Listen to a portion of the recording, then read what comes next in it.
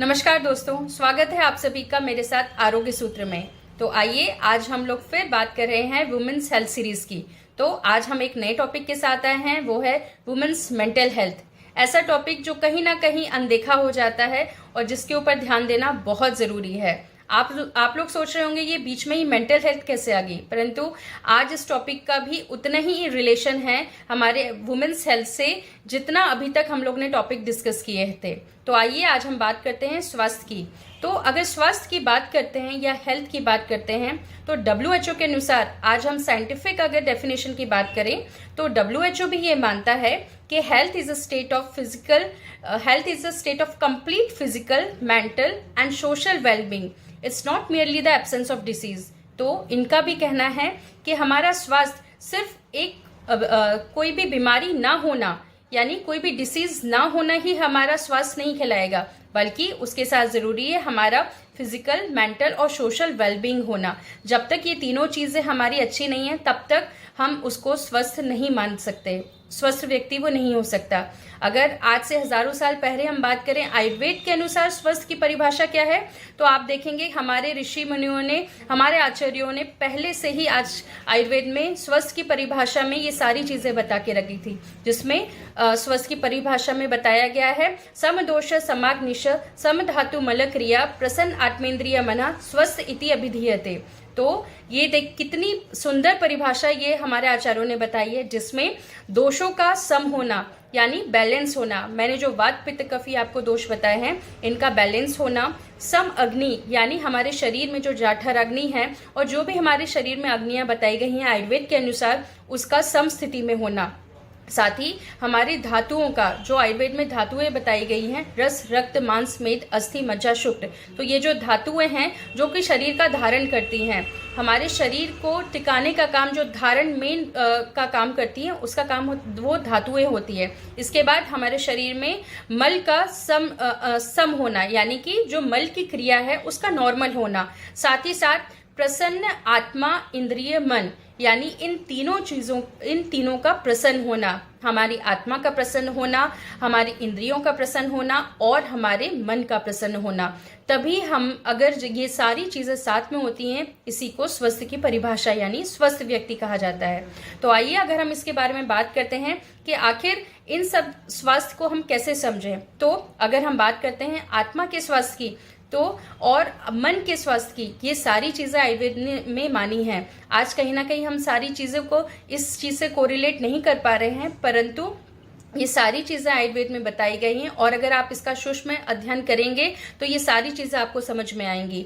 अगर हम इंद्रियों की बात करते हैं तो आयुर्वेद में इंद्रियों की डेफिनेशन इस बहुत अच्छी तरीके से बताई गई। इंद्रिय यानी जो ज्ञान ग्रहण करती हैं, और आयुर्वेद में जो बताई गई हैं वो आपको इंद्रियां बताई गई हैं ज्ञानेंद्रिय यानी ज्ञान का जो विषय, जो हमारे जो भी सब्जेक्ट्स होते हैं उसको समझाना, उसको उस जगह तक उसको उस तरीके से समझने का जो कार्य होता है वो इंद्रियां करती हैं। जैसे कि अगर हम देखते हैं कि हम अगर टेस्ट की अगर बात करते हैं तो टंग ये तो एक अवयव हो गया, यानी एक तो ये सिर्फ वर्क होता है, लेकिन आयुर्वेद में रसनेंद्रिय कहा गया है, यानी ऐसी रसना जो इस इंद्रिया को कंप्लीट सेंस ऑफ आपको इंफॉर्मेशन देती हैं, इसको समझने का कार्य करते हैं, यानी आपके माइंड को उसको समझाने का कार्य करती है। वैसे ही आंखें भले ही देखने का काम करती है, परंतु चक्षुष इंद्रिय जो होती है ये आपको उसके ज्ञान का डायरेक्ट आपको बुद्धि तक इसको इंफॉर्मेशन लेके जाती है। उसी तरीके से इस तरीके की हमारी ज्ञानेंद्रिय बताई गई है। साथ ही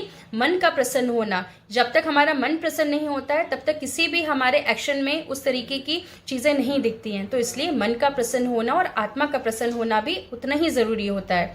तो अगर हम आज बात करें कि इसका वुमेन्स हेल्थ से क्या रिलेशन होता है, तो सबसे पहले इसको समझने के लिए आपको थोड़ा समझना पड़ेगा धातुओं के बारे में। तो अगर हम आज बात करते हैं, अगर सबसे पहले बात होती है रस धातु की, तो ये रस धातु का फॉर्मेशन कैसे होता है और इसका वुमेन सेल से क्या संबंध है। तो हमारे शरीर में जो धातुएं होती हैं उसमें उसका जो सबसे फर्स्ट धातु होती है वो होती है रस धातु। तो जो भी हम आहार ग्रहण करते हैं, जो भी हम आहार लेते हैं, उसका कन्वर्जन जो होता है वो माइक्रो चैनल्स में कन्वर्ट होकर सबसे पहले आहार रस में परिणमन होता है और उस आहार रस से हमारी बनती है रस धातु।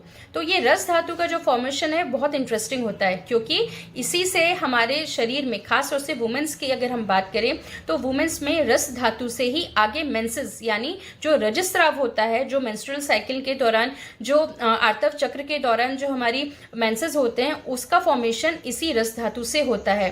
तो देखिए इसका सीधा संबंध अगर हम देखें तो अगर कहीं ना कहीं आहार रस अगर आपने अच्छा नहीं लिया, इसलिए आयुर्वेद में आहार को इतना इंपॉर्टेंट दिया गया है कि किस तरीके का आहार लेना चाहिए, कैसा आहार लेना चाहिए। तो अगर आपका आहार रस अच्छा होगा तो आपकी रस धातु अच्छी बनेगी, और आपकी रस धातु अच्छी बनेगी तो आगे आपके मेंसेस में जो भी आगे जो उसका कन्वर्जन होने वाला है रज में, वो अच्छी तरीके से होगा। वही जब हम विमेंस की बात करते हैं, जो गर्भिणी होती हैं, जो प्रेग्नेंट स्त्रियां होती हैं, वहीं ये आहार रस जो होता है तब वहां पे रजस्राव रुक जाता है, मेंस्ट्रुएशन रुक जाता है, और उसी का एक भाग जो होता है वो स्तन के पोषण में कर जाता है, जिससे माता आगे चल के अपने बच्चों को दूध पिलाती हैं। तो इसका एक बहुत ही ब्यूटिफिकेशन के साथ इसका हमारा पूरा समझाया गया है हमारे आयुर्वेद शास्त्रों में। मैं कोशिश कर रही हूँ आपको समझाने की कि आप ये कुछ हद तक समझ पाए। अब अगर इस रस धातु को अगर हम बात करते हैं तो रस धातु का जो स्थान बताया गया है वो हृदय बताया गया है, क्योंकि अगर हम देखेंगे हमारे बॉडी में अगर इस रस धातु की कमी होती है तो अलग अलग तरीके के लक्षण दिखते हैं। शब्द असहिष्णुता, मतलब आपको कुछ भी सुनने की इच्छा नहीं होगी, प्यास लगना, ग्लानि, बिना काम के थकावट होना, हृदय पीड़ा यानी आपको हृदय के स्थान पे, हार्ट के स्थान पे आपको ऐसा लगेगा कि वहां पे अजीब सा एक पेन हो रहा है। तो इस तरीके से अलग अलग लक्षण हमारे शरीर में देखने के लिए मिलते हैं, जिसको समझना एक आयुर्वेदिक डॉक्टर आपको बहुत अच्छी तरह से आपको इसको एक्सप्लेन कर सकते हैं। तो इस तरीके से जो रस धातु होती है इसका डायरेक्ट संबंध हमारे मेंसेस से होता है, आगे आने वाले रजस्राव से होता है। तो अगर इस रस धातु की किसी भी तरह से दृष्टि होती है तो अंततः इसका परिणाम आगे जाके मेंसेस पर होता है।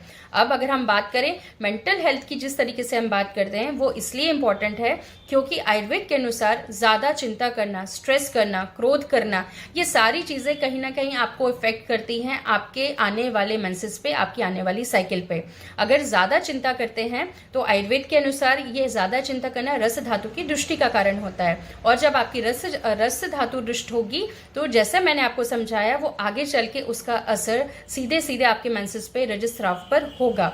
तो इसलिए बहुत ज्यादा स्ट्रेस लेना और बहुत ज्यादा क्रोध करने से, जैसे मैंने आपको इससे पहले भी सीरीज में बताया था कि क्रोध करने से कहीं ना कहीं हमारे शरीर में पित्त का प्रकोप होता है, तो हमारे दोषों का इम्बेलेंस होता है, जो आगे चल के कहीं ना कहीं ये कारण आपका बन सकता है कि अगर प्रेग्नेंट वुमन है, गर्भिणी स्त्रियां हैं, तो वहां पे एबॉर्शन का भी ये कारण, मिसकैरेज का भी कारण कहीं ना कहीं बन सकता है। तो ये मेंटल हेल्थ, ये कहने के लिए बहुत छोटा वर्ड है, परंतु ये अपने आप में बहुत कुछ आगे कर सकता है। तो इसलिए हमारी सोशल और के साथ साथ मेंटल वेलबींग बहुत जरूरी होती है, इसलिए हमारे मन का स्वस्थ रहना बहुत जरूरी। किसी भी तरह का क्रोध करना, बहुत सारी चिंता करना, ये सारे स्ट्रेस फैक्टर जो होते हैं वो वुमेन्स के लिए कहीं ना कहीं आगे चल के प्रॉब्लमेटिक होते हैं।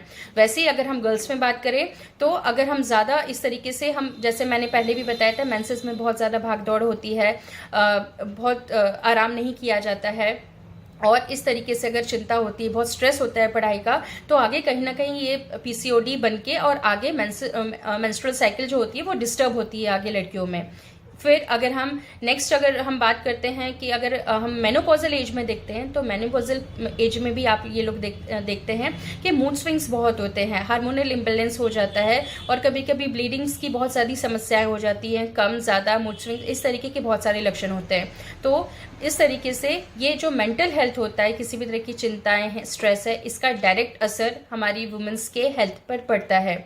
तो इसलिए आहार रस का और रस धातु जो मैंने आपको जो समझाया उसका सीधा संबंध होता है। रस धातु का हमारे बॉडी में बहुत इंपॉर्टेंट काम होता है, तो इसलिए हम जो आहार ग्रहण करते हैं उसका जो हम खाना खाते हैं उसका अच्छा होना बहुत जरूरी है, ताकि हमारा आहार रस अच्छा बने, और आहार रस से हमारी जो धातु है, सबसे पहली धातु रस धातु, और रस धातु अच्छी बनेगी तो उसी के जो सब पार्ट होता है उससे हमारी आगे की धातुओं का उससे पोषण होता है, और उसी से आगे हमारी बनने वाली रस के बाद रस के बाद रक्त, मांस, मेद, अस्थि, मज्जा, शुक्र, ये सारी धातुओं का पोषण भी उसी से होता है। तो इसलिए आपको समझना ये बहुत ज़रूरी है कि आपके आहार का, आपके मेंटल हेल्थ का कितना इफेक्ट होता है आपकी हेल्थ पे। तो आपको अपने लिए समय निकालना आज बहुत ज़रूरी है, ताकि इस मेंटल स्ट्रेस से, ये जो भी तनाव है, इससे आप दूर रहें।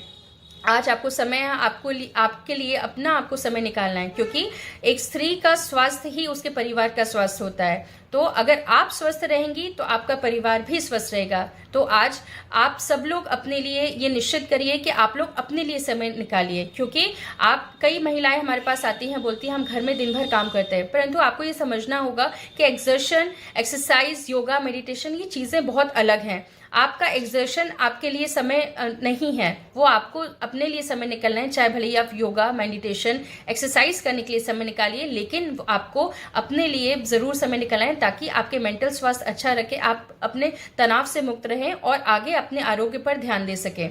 तो इस तरीके से मैं आशा करती हूँ कि आप लोग अपना ख्याल ज़रूर अच्छी तरह से रखेंगे। और अब हम नेक्स्ट बात करेंगे किसी नए टॉपिक के ऊपर। आशा करती हूँ कि आप लोग इस चैनल को सब्सक्राइब करेंगे और सुनने की कोशिश करेंगे। एक आयुर्वेद की जो जो चीज़ें हमारे आचार्यों ने बताई हैं, हमारी संहिताओं में लिखी हुई हैं, उसको समझने की कोशिश करेंगे, जो कि हमारी हेल्थ के लिए बहुत ज़रूरी है। Thank you so much.